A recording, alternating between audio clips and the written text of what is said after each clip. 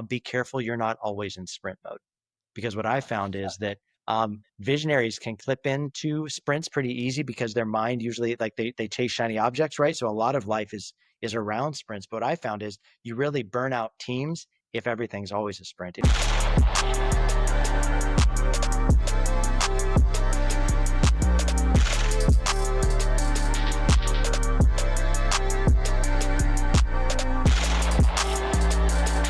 Representing Franchise Secrets, Eric Von Horn.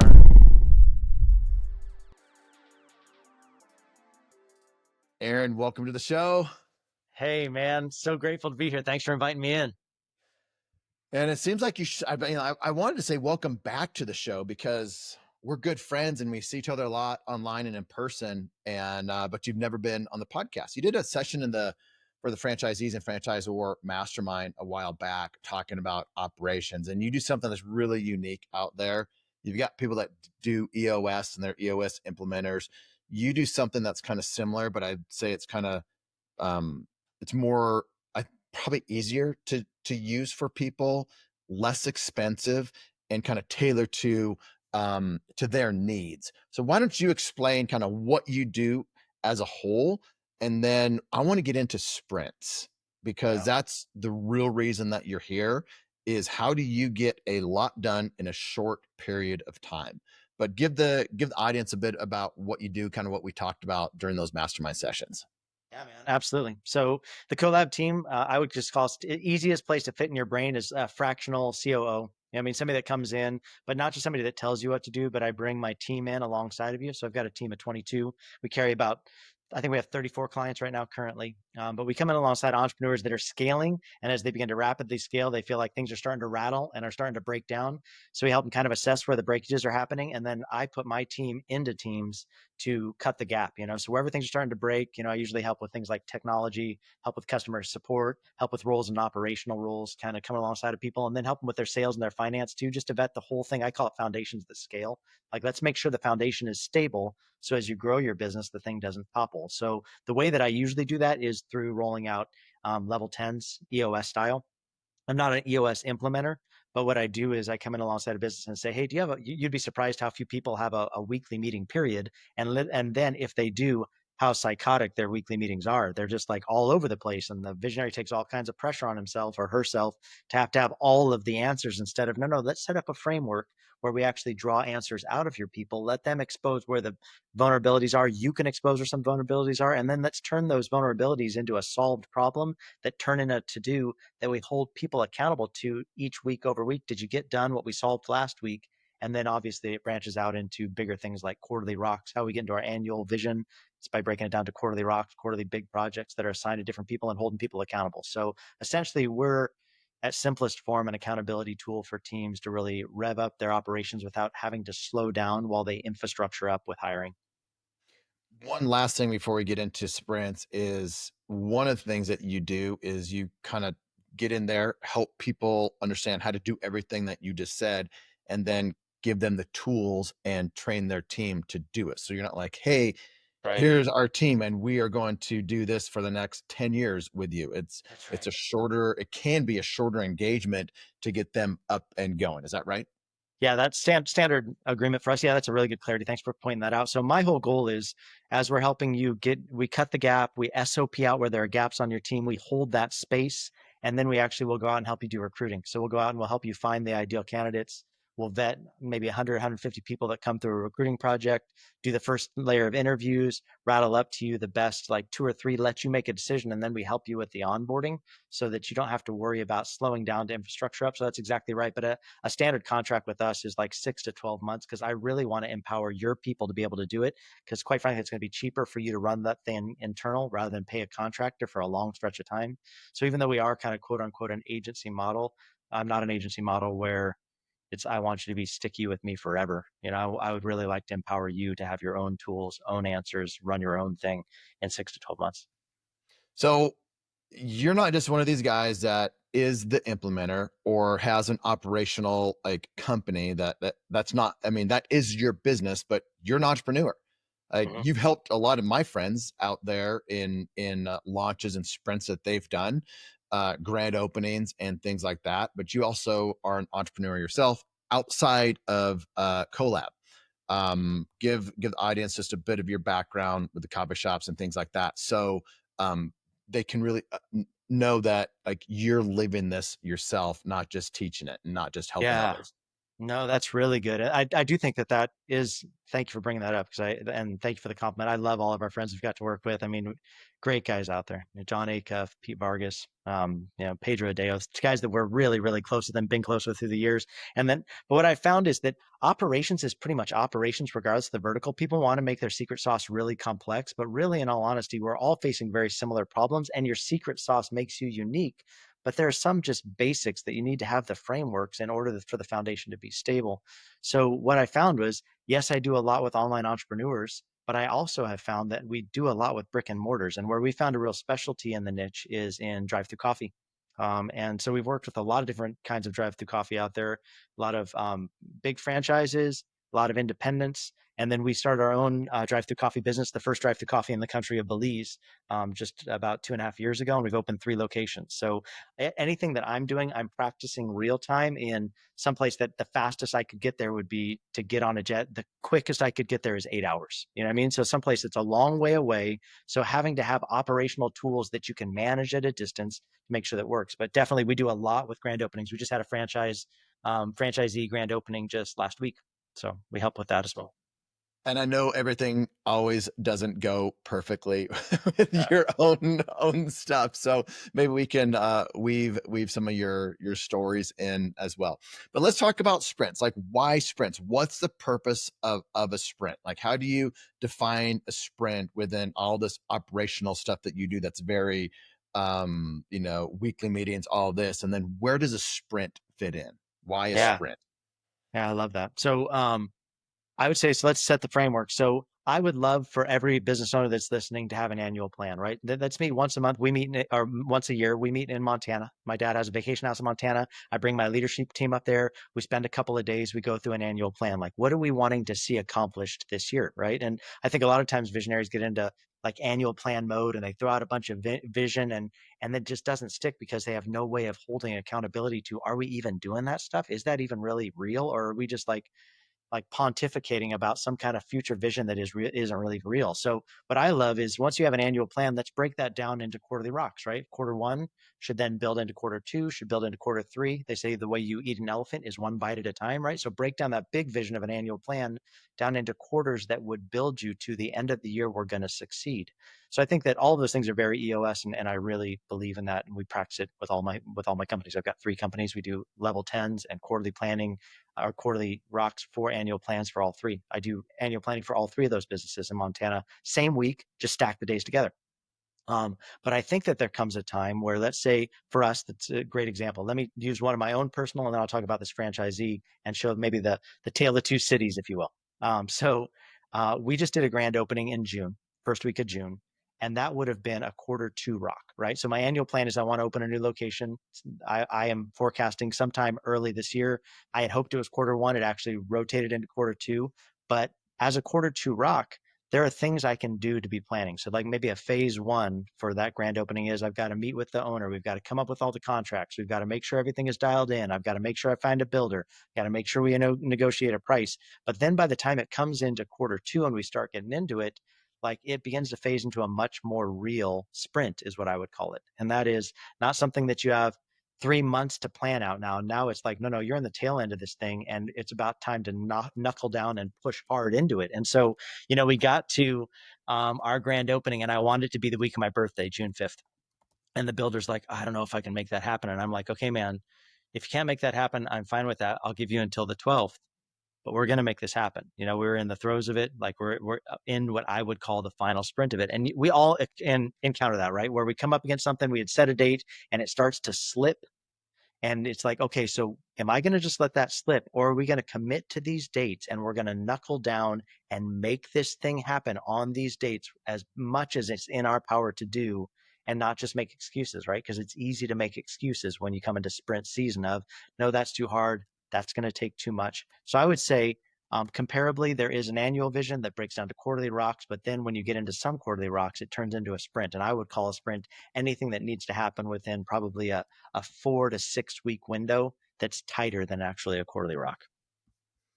So, like, what are some examples of sprints? So we talked about grand opening. Do you have any other examples of what, I think like certain marketing campaign Yeah. you put out an offer, there's a campaign Yeah. and it launches at a certain time. I know that you've done a lot with that, but what are some examples of sprints outside of a grand opening?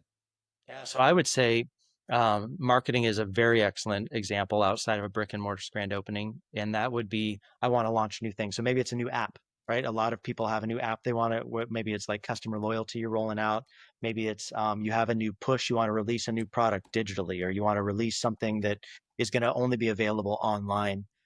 I would say set your marker in stone. Hey, I'm dropping my stake in the sand. This is where it's like we're going to go here and no further, and then reverse engineer the system, right? So for me, I use when we come into these kinds of things, typically I like a project management tool that we can really commit dates to people and really track the steps of. So you can use a lot of different things. We use a Sonic collab team. I use Smart Sheets for my grand openings for coffee shops, just because I found it works really great for sharing things back and forth. You can use anything, but I would say commit to a tool, and maybe it's just Google Sheets, right? But commit to dates that you can assign out to people and then break those dates down into what's going to come out of it. So like for a launch, it would be, okay, so do we have all of our, is the website built? Wherever we're going to push people to, like all of our marketing is going to drive back to a website, typically a funnel, right? So we're going to capture something at the top and funnel them down through the project, like our product. Is the website built? Have all the creatives been created for the website? Is the copy done? Because usually if you can dial those things in, you can spin it off into what you're going to need next. And that would be the email copy, the text copy, the creatives you can pull from what you created with the website to use for your ads that you're going to actually run on social media or however you're going to promote. But each one of those things is all going to stem back from a root source. So then could we create one thing that could replicate out and I can get multiple touches out of creating that one thing? So I would always say create whatever you're driving people to first, and then spin off your copy, spin off your creatives, have all those things done, and then determine a time window. When do I want to start running ads? If it's something time sensitive like a grand opening would be, well, I would say if you get too far out in front of it, people lose track of it, right? So I would say keep it high and tight, maybe like a week out. So usually 2 weeks out, I'll float something out there on ads of, hey, big news coming. Soft openings are going to be happening within the next week, right? For a grand opening scenario. But that could be on the digital side of things. Hey, we've got a waiting list. Like you're not going to want to miss this. Get on the waiting list. You're going to be the first to receive announcement of this thing, and you push that out to your community. Then the next step would be, okay, so now I'm in the weak pocket. Then that's when I'm going to dump on the gas for getting somebody there. So then I'm going to really increase my ad dollars. I'm going to probably need 2 or 3 different ad creatives. I want to be A/B split testing things to make sure the hooks all work. That's when you're in the sprint. And I think that my experience is, Eric, a lot of times that's when you see teams really crumble, is because they didn't anticipate the volume of how much need they'd have to put in that final week of sprint. But it's like, don't let that timeline slip, man. Hold those dates, hold the people accountable, make sure they have the steps, make sure you're checking in on them, and realize that it's probably not only going to be that week, but the week after, right? Because there's going to be some cleanup, is what I would say is a standard launch or sprint or, something of that nature. So here's some other examples. Like if you have something new that you're getting ready to roll out, I know in one of the franchises that I'm involved with as a franchisee, we're looking at rolling out something different for our customers, and it's something new that they have not had as a service before. So on the launch or the rollout, like there's a sprint leading up to that. So that's a new thing. Or maybe you're launching a referral program as a franchisee, and you want more word of mouth leads. And so, there's a timeline that you have attached to that. So the whole team is like they're hyper focused on that. Or there's different marketing. Maybe there's some neighborhood marketing pushes that you are wanting to implement. Yeah. And I've talked a lot about guerrilla marketing, neighborhood marketing on the podcast before. But let's say you are doing a neighborhood marketing, guerrilla marketing push, and you can use that as a sprint to just launch that. And then there's seasonal things as well. It's back to school, it's holiday, it's Black Friday, it's all of these other things. And so there's an end date to it. And so you need to have everything done by a certain time, and then it launches. Or maybe you're doing something with reputation management and you haven't really focused on that before. So it's been a lack of focus. Now it's going to be a focus. Yep. So you need to really, that's something that can be a sprint, because that's something that will live on forever. But to get it going and to launch it at a certain time, that's something that would, I would say, is a sprint. Maybe there's customer appreciation week and Yep. you can do something like that, and that would be another sprint. Maybe you're wanting some local partnerships with local businesses.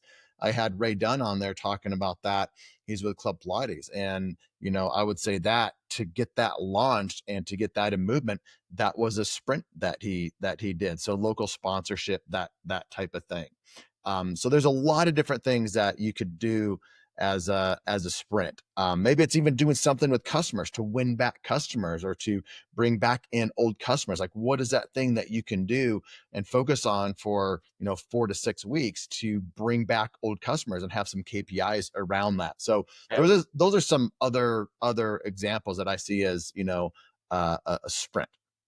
Yeah. And Anything I else would that you say, would throw into that mix? well, I would say this is that I think all those examples are amazing. I think that absolutely. I I definitely think the seasonal thing is a big thing for coffee, right? There are different drinks that come out certain seasons. There are certain things that you want to really promote in that. I definitely think back to school is a big one. I've seen franchisees for us like get involved in schools. Like, are you connecting with schools? How can you get in within schools and maybe have orders delivered to them? I mean, how can you do a delivery from that? Because then you have a controlled base of people that are all putting in like 50 orders, right? And then it's just an issue of getting it to them and delivering it. I think there's a lot of cool things you can do. This is what I would say though to entrepreneurs listening is be careful you're not always in sprint mode, because what I found is that visionaries can clip into sprints pretty easy because their mind usually like they chase shiny objects, right? So a lot of life is around sprints. But what I found is you really burn out teams if everything's always a sprint. If you're always expecting your team to sprint, then what you'll find is that only some people can do that. And then some visionaries would say, well, I just need to make sure they fit our culture. But if your culture is always sprint, my warning to you would be having like we've worked with dozens and dozens and dozens of visionaries through the years.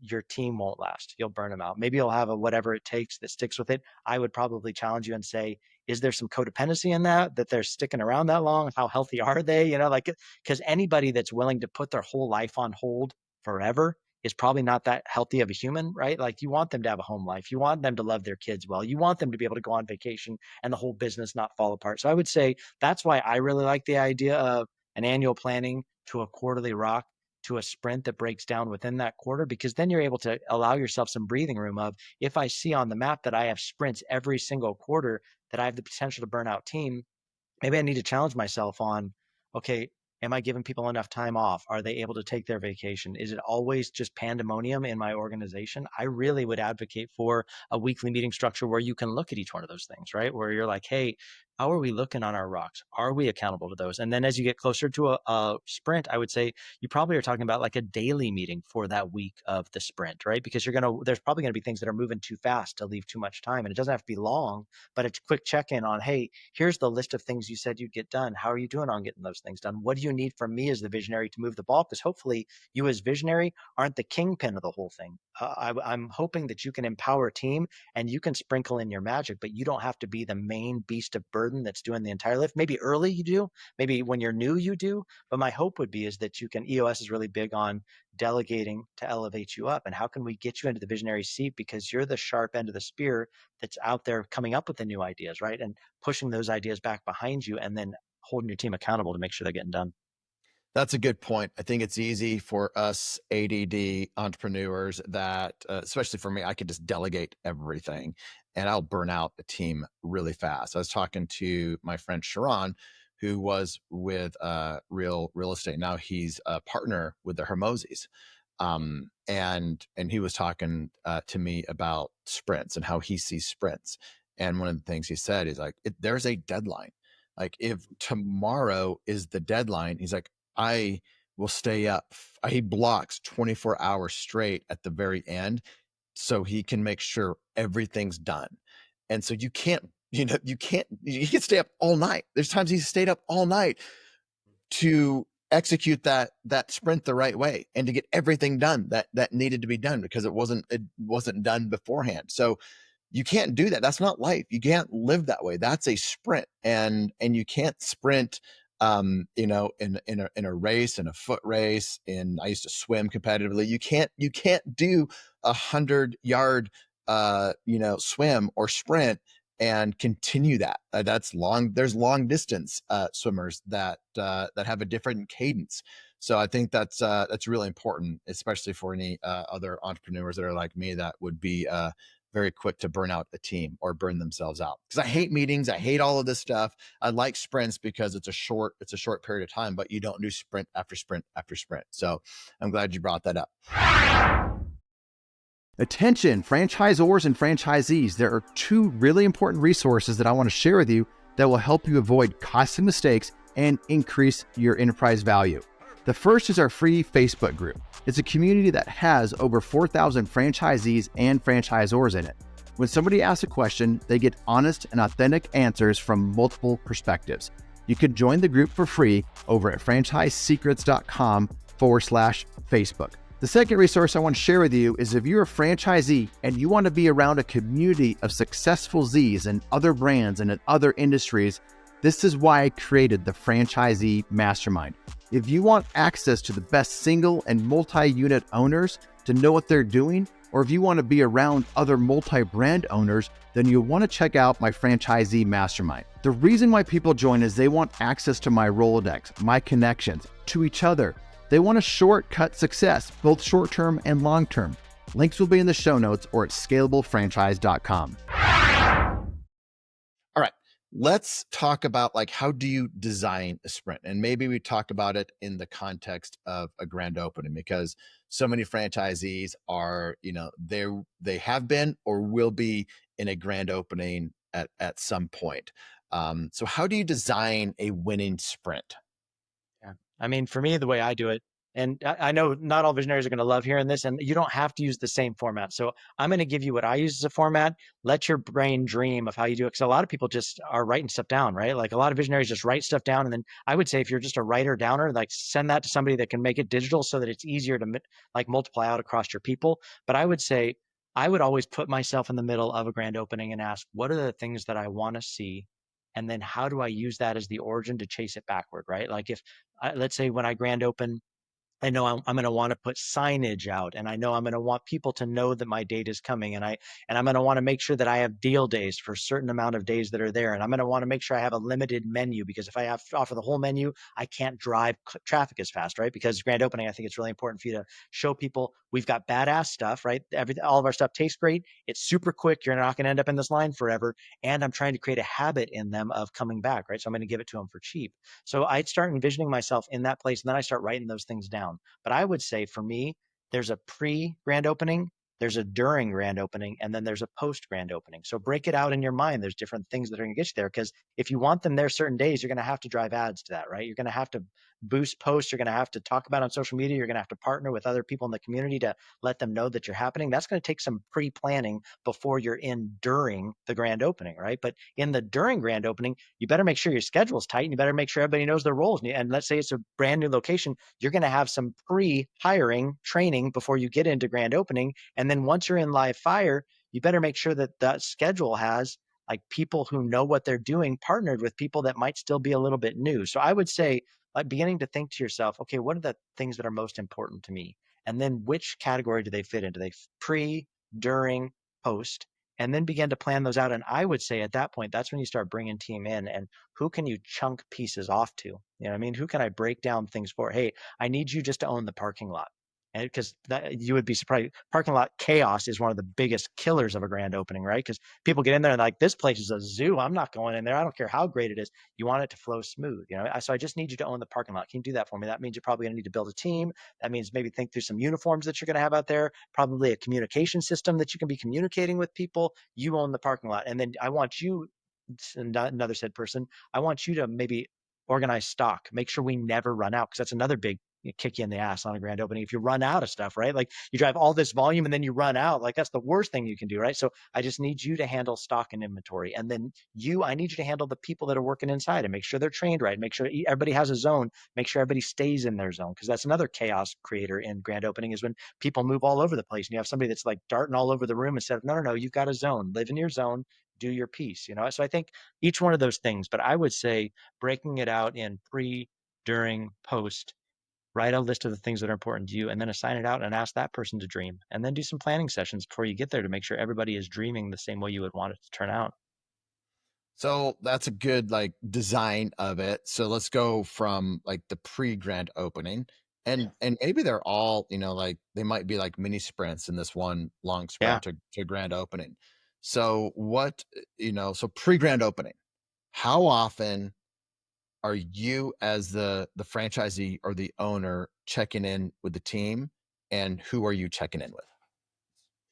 Yeah. So I would say this is where for me, and I know I keep coming back to this and just forgive me, dude. This is my jam. This is the way I always do it. But I advocate for a weekly meeting to really check in on folks of, hey, this was your assignment. How are you doing with that? Just a really quick snapshot. You don't need anything like deep, like 5 to 10 minutes. Let each person go around and share where they're at. And I would say hand it off to somebody that's maybe a little more organized than you, because visionaries typically are not the most organized of everybody, right? But you probably have a doer on your team that organizes things pretty tight, right? So have them put it to a plan and talk through each steps of each person and let each person give you a snapshot on where they're at. You ask some critical questions because you, as the grandmaster of the whole thing, probably have some insights that sometimes when you're in the forest for the trees, you can't see it, right? Somebody that's a doer on the ground may miss the overarching of, hey, but have we thought about this people group yet? Have we thought about how we're going to reach them? And they're just thinking about their own little sector. They haven't even thought about, oh, how are we going to reach teachers with this grand open? Man, that could be a great little sector. Are we marketing to them? Have we even talked to them about that? You're going to have little magic dust to sprinkle into all of it. You're going to be able to sprinkle your magic into all of it, but you kind of need to hear everybody and hear everybody out. So I would say in the pre, and I feel like the pre is my favorite part because you have more time. It's not stressed. Once you're in the during, it's like you're under live fire and you're just going to hope that you had all your pre dialed in. And then I would always say, I teach teams 80% like fire control, 10 or 20% live fire, right? So I'm cutting fire breaks for 80% of it to make sure we keep the fire contained. But I realize there's going to be about 20% where things just get freaky and we're going to have to do live fire scenario and just make sure you have your quick go-tos of how we handle freaky situations, where everybody has those grand openings where they have that oh shit moment where things just go sideways, and I think that it's important to realize, okay, so what is my knee jerk when those things come? So I would say some sort of planning meetings, some sort of sessions. I know I'm talking more and more about meetings and you're like, dear God, visionaries don't want to hear meetings, but I do think these kinds of things are really important to make sure we have the whole thing ironed out so that it doesn't turn into an absolute cluster on the day of. So let's say you had 10 people on your team. You're Yeah. the visionary, the founder, the franchisee, the owner, and you should not be running that meeting. You should have Yeah. somebody else run that. And what I hear you saying, it does not need to be like your second in command necessarily. It could be somebody that is just very organized and can run a meeting, and that way you can be listening versus running the meeting and dropping in the magic and thinking and having the ideas as the meeting's happening. Is that what I hear you saying? Yeah. I think it's great. I would say the best way to identify how strong your business is your third tier. Yeah, I mean, not your first tier of leadership, not your second tier of next, even raising up, but your third tier. And I think that the way that you ascend third tier is by giving them opportunities, right?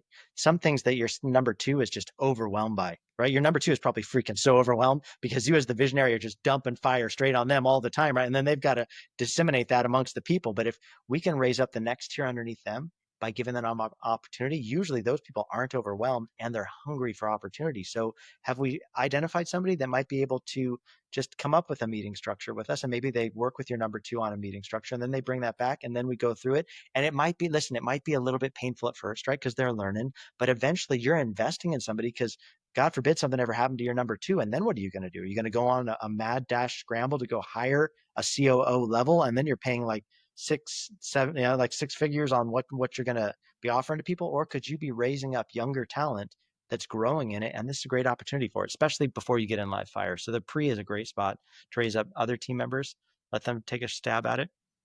Yeah.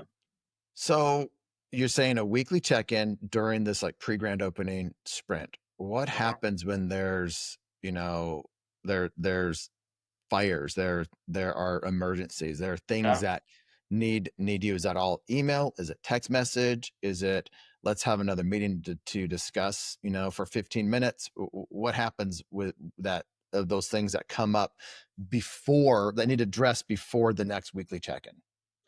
Yeah, I would say for me, there's different phases. I think if you're still talking in pre, I would say establishing some sort of communication protocol that works within your business, right? So if you're an email-based culture, great.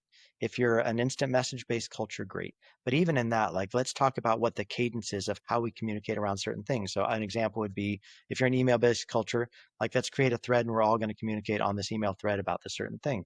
If you're instant message-based culture, let's create a channel just for this conversation. So if you're on WhatsApp, if you're on Slack, whatever it is, this channel is solely around, say, grand opening and the pre section. And then the communication can happen in there around it. I would say if you can get there with somebody organized on your team, having communication happen within some sort of project management tool like an Asana or something where you're able to capture all the conversations. Because sometimes the worst part is you can have this whole great conversation, then you're like, where did we talk about that? And then you're searching threads, searching, whatever the tool is, keywords, driving yourself crazy, searching for an hour, trying to figure out where did we talk about that? I would say try and be as organized as possible. But in my mind, use your instant message, use your email up until live fire. I'd say once you get into the week of grand opening, then I think it's probably a daily check-in is just smart. Like do a quick 15-minute huddle at the beginning of the day and troubleshoot. Hey, what are you guys up against? We're in the middle of this thing. Oh, shoot, we didn't order that. Okay, you're going to need to run to the store and pick that up because we don't have time to order the cheaper version of it. Oh, man, we didn't do prints. Okay, so who do we know that's going to do 24-hour printing for us that can have that here? Like some of those kinds of things are going to come up. I would say just creating a channel for that. Otherwise, this is what I found is if you don't create a communication cadence, then it just gets squirrely and people are blowing you up everywhere. People are calling you, people are texting you, people are emailing you. You're like trying to figure out, and a lot of times it's so much volume, you can go into shutdown mode if you just start ignoring stuff and just, I hope that works out. And I think that's probably the worst thing you could do. Create cadence and how you want people to communicate. So in these weekly check-ins, before you get to the like worst past the point of no return, the weekly check-ins, you will see if they're on track or off track to That's right. everything. So, if everything is off track, that's probably going to be off track or not on time when you actually get to the point of grand opening or whatever the deadline is. And so you'll be able to have some type of feel for if you're going to make it or not, or if somebody is always dropping the ball, or you're too aggressive on something, or there's more work that's actually needed. You need to bring on some more team members to help with different things, or more hires. So a lot of that happens, like you said, in like Asana, we use Monday. Yeah. But there you will have deadlines in these types of things. This is where email probably does not work, right? I mean, you Yeah. can't just email this stuff or text message or WhatsApp. You need to have the tasks with deadlines, and so everybody has visibility into that. Is that right?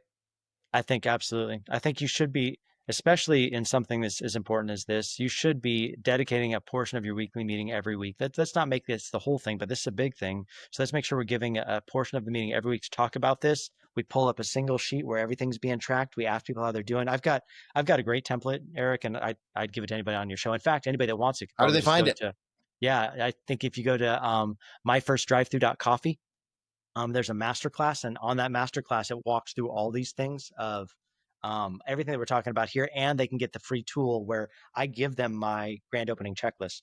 Hey, this is how I do it, and I actually give them it's within Smartsheet, so it's just a free. They can just grab it, pull it into their own, and then they can operate from it. But I think having something like that where you can pull up and you can just see exactly who is on what. The thing I love about our Smartsheet is it's all date sensitive and they all pivot. So there's two key parts in it where if you put in these key dates, this is when construction starts, this is when grand opening is. It pivots all the dates for you on when you should expect it. And then it turns different colors as we get closer. When you start getting close, it turns yellow. When we pass the threshold, it turns red. So it's really easy to isolate down on where we overdue, when should things be happening. I would say creating some kind of system like that where you're at least, if nothing else, putting a key date that we're holding people accountable to on the things that have been assigned to them. That's perfect. I'm sure somebody's going to not get that website written down, and so just go into the Facebook group and say, "Hey, Eric, remember that sprint checklist that Aaron was talking about? Where can I find it?" And I'll drop the link in the Facebook group. But Aaron, give that website one more time, please. Yeah, my first drive-through.coffee. So for us, that's where we specialize in drive-through coffee. So my first drive-through.coffee, and through is spelled THRU, drive-through. You should have had a better URL for that, especially when you have to say you have to spell through this certain way. Don't you have it spelled both ways? A URL? Yeah, I'll grab that for you and I'll redirect it for you. How about that? No Oh, no, I'm going problem. to buy it and then sell it to you. That's right. That's the key, right? All right. So, let's I just have some final questions for you around this. Like, how do you see this happening in larger organizations? Think the franchisor level. Because I think most of the things that we've been talking about is at the franchisee level. At Yeah. the franchisor level, where they are really, helping franchisees with this, or maybe they're doing it with internally. Maybe they have a grand opening, a Package. playbook Yeah. that they're Yeah. launching, or they're doing something like. Is there any difference in having this at a larger organization versus smaller organization? Yeah, I mean, if you're a franchisor, so we help a lot of franchisors as well. And when I say a lot, probably like we help two or three franchisor levels, and then we help quite a few franchisees. I would say this is don't fall in love with your own sauce so much that you don't take feedback well from your franchisees. Yeah, I mean, like, there's no one better that can give you better feedback than somebody who's never done this before, you know? So I would say anything you roll out, make sure you're doing some sort of debrief with your franchisee afterwards and ask the hard questions. Hey, where did this not serve you well? Nobody likes asking that question, right? No, everybody wants to think that their stuff is just brilliant, right? It's not. Every franchisee I've ever opened with has a problem with the franchisor packet or playbook. So be humble enough to receive those things and then build out towards that. You want to be better, right? So I would say, yes, for sure, you should have a playbook your franchisees operate from. Yes, you should probably push that out to somebody besides just you on thinking through all the pieces. Like, if you're asking them to provide all this stuff, do they have a list on where they can acquire everything that you want them to provide? You know, I think simple things like down to the nuts and bolts, like furniture, fixtures, equipment. I know a lot of franchisors do that. Some people don't. Like if you have certain brands that they have to purchase to be able to sell within the stores, do you have sources of where they're supposed to source all this stuff? Have you even thought through the next step of have you negotiated sources so you get a cut of everybody? A lot of franchisors have not. You know, they have their main things. You know, for coffee, usually it's cups, the beans, but there's a whole lot of other things that you could provide that you could make a cut off of by arranging that, but then make it stupid simple for people to order it so they don't just run out to cash and carry and buy something off the shelves thinking that they need to have it without you having provided it. So I would just say think through your playbook in a big picture and then drill down way too, so that maybe it's like here are the main bullet points and then they could drill down on it if they want to go deeper, and then you provide those resources. Well, that's usually something that takes quite a bit of time to build, but definitely I would say identify your big things. Grand openings is a huge one. Yeah, I think franchisors can take a lot of feedback from franchisees who have never opened up their first location, bought their first truck or anything, because they are like, that's who you are designing the whole franchise system around initially. Then you're building it for, going to your second or third or fifth or 10th location. But initially, you need to get the feedback from the people that are taking your training, that are reading your materials, that are executing the system that you have in place for them to do. Remember being a franchisor and on a brand that I co-founded, and first thing we did, first training was like, what did we do right? What did we do wrong? And the second training, we changed it up to do more hands-on because they needed more hands-on. We thought they needed more of something else. They gave us feedback that they needed more hands-on, and then we did it again, the survey for the second training, and they were happy with the hands-on that we gave them. And then secondly, your comment about franchisors getting a cut of coffee or cups or things that they sell. The thing that I just want to scream is make sure your franchisees are getting it for a better price. If you're getting a piece of it because you are buying in massive bulk, or you are paying for things up front before the franchisees have access to them, or you're doing things like that to help your franchisees, don't make them pay more for what they could Right. get it for down the street.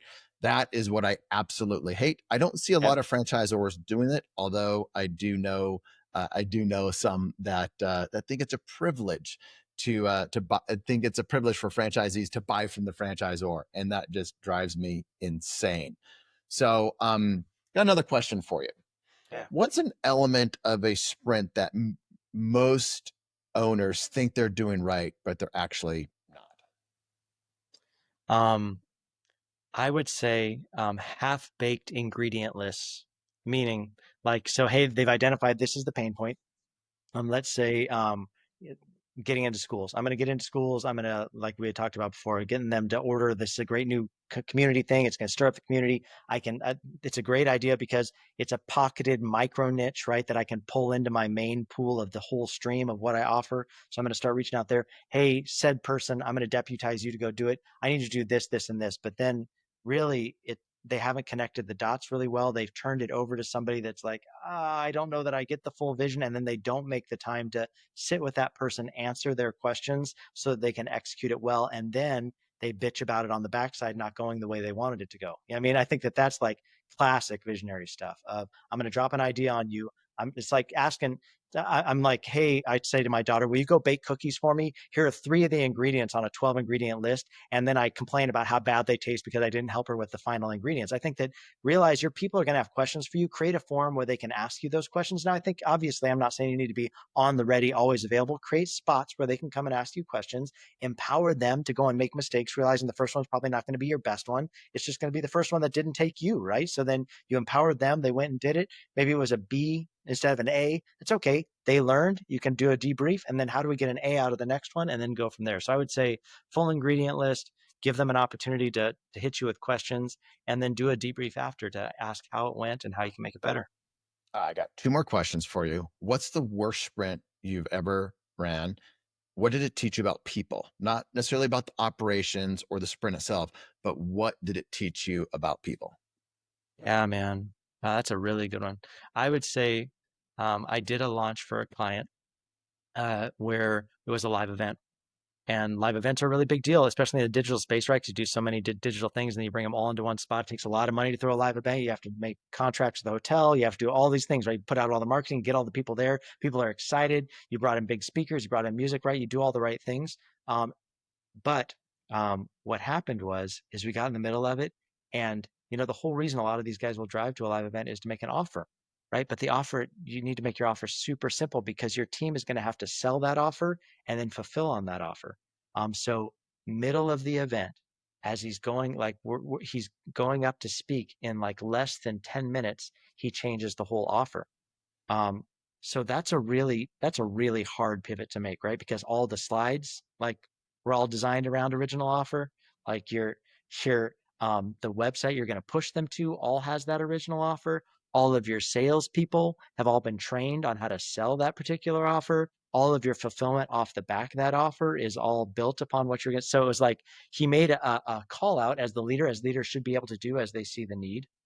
But the danger is that when he made that call out, it had big implications on everything else. Everything else that was going on, there was key pivots that it was like, so I would say be very, very careful what you change in the middle of live fire because it can throw chaos through the team. And then the thing that you learn about people is how well people manage chaos, right? Because sales team was freaking out, like the whole tech team's freaking out. They've got to change the way the landing page goes. Like the person running the event's freaking out because they had certain ways that they were going to distribute like people into different rooms based upon the offer structure. But now like the offer structure changed. So I would just say pivots is what your magic is. I get that. A lot of people don't pivot as well as you as a leader, but my encouragement would be be very, very careful of last minute pivots that might have a longer tail than you realize. That's awesome. Last question. Why do founders hate slowing down enough to actually plan? Yeah, that's a good one. That's a good one. I would say and I deal with this all the time with operations teams, right? Because I'm usually the one that feels the brunt of a founder changing and not wanting to plan. And managing a whole team of people just like me, right? 22 people and managing their people, right? We're embedded in all these 35 clients who are dealing with operations teams that have to handle, right? All these visionaries changing their ideas. I think that the thing that I always try and balance out is, hey, it's the visionary that's creating the revenue. It's very rarely operations people that are creating revenue. In fact, that's the biggest beef a lot of visionaries have with operations is like, cost me so freaking much. Do those guys just milk me for everything? How much operations do we need? Right? Because visionary has ideas and he just wants to see them happen, or she just wants to see them happen. So I would say, what I always try to talk to operators about is, hey, without them, we wouldn't have a job. So don't bitch about it so much that you bite the hand that feeds. I mean, like they're the ones out there, like I said, breaking the waves, pushing work back to us. Now for the visionary, I think they need to realize they've got to be able to throttle that at some level, right? There are times you do need to slam the gas down. You do need to come down hard on a team. I think the teams need that sometimes when they're dicking around and they're not getting things done the way they need to. But realize if you're always having to do that, then there's a problem with your team, right? Like if you're always having to slam down the hammer, or there's a problem with your leadership style. And you need to be really honest with both of those things. I'd say find a mentor, find somebody that can coach you, find somebody that you can spend some time with, you can run scenarios by that they could help you with that. But I would say most visionaries, they've never had to plan. Usually they've just gotten in there, done whatever it takes to get the thing to happen. But the problem is that if you want to ever scale, you've got to get out of that mindset of you can just get in there and make it happen. And most people are not going to be as diehard about your idea as you are. So you've got to create some ability for people to massage that. People need to get comfortable with that. People want to fulfill well. They want you to be happy. They're going to have to deal with all the customer service problems of rolling out a half-baked idea, so they're going to have questions about customer service and how does this affect this previous offer and how does this affect this here and how do we roll this out, and those kinds of things can drive a visionary bonkers. They can hate those kinds of calls, but your people need that minutia to be able to roll it out. So I would say creating a cadence where you're giving them enough of your time, enough of your support, and also that they don't just like take advantage of that. So I think it's a push and a pull, but I think most visionaries, they just aren't real planners. They have got big ideas. They roll them out. Sometimes they work, sometimes they don't. But at scale, you got to be real careful how much you do that because not everybody travels like you. This is why we at Front Street want the founder who is the visionary to have a second in command that's really strong. This is why, even at Front Street, we have an operational partner who loves operations, breathes operations. He doesn't get into marketing. You won't see him on social media. You won't see him at any of the events. He's just like behind the scenes ops. So we know it's important for us at Front Street to have somebody like that on our team at the ownership level, partner level. And then we also believe our founders need that as well, because I don't know that I've met a founder. There's very few founders out there that are very operationally they love operations. They're very much more visionary. And so we tend to start talking to our founders about hiring that second in command, even when we're courting each other to see if we want to start working together at Front Street and their brand because we get super involved with them. But they need to be self-aware enough to realize that they need to bring that second in command, most likely sooner than later, depending on their size. So, Aaron, this was amazing. You're amazing. I love our friendship. I appreciate what you do out there in the world. Everyone, Aaron is one of these guys that's an absolute giver. He leads with value. He gives so much. So just know that if you get into his world, you start following him, listen to podcasts that he's been on, get on his mailing list. Like, this guy is a giver. There's very few people out there that are like that. There's probably less than 10 people that I know that we work with at Front Street that are vendors and people like Aaron that lead with value, lead with giving, absolutely trustworthy, and want to see people succeed the way that he does. So please give him a follow. Appreciate you, man. Yeah, thank you so much, brother. It's just an honor to be friends with you all these years and just to be able to have traveled through as much as we've got to travel through together. And I just am honored anytime that you bring me on to talk to your people. So thank you for the invite. Thanks for listening to the Franchise Secrets podcast. Links to everything can be found over at franchisesecrets.com. And if you want my help with anything from starting your own franchise to growing your current franchise business, please visit scalablefranchise.com.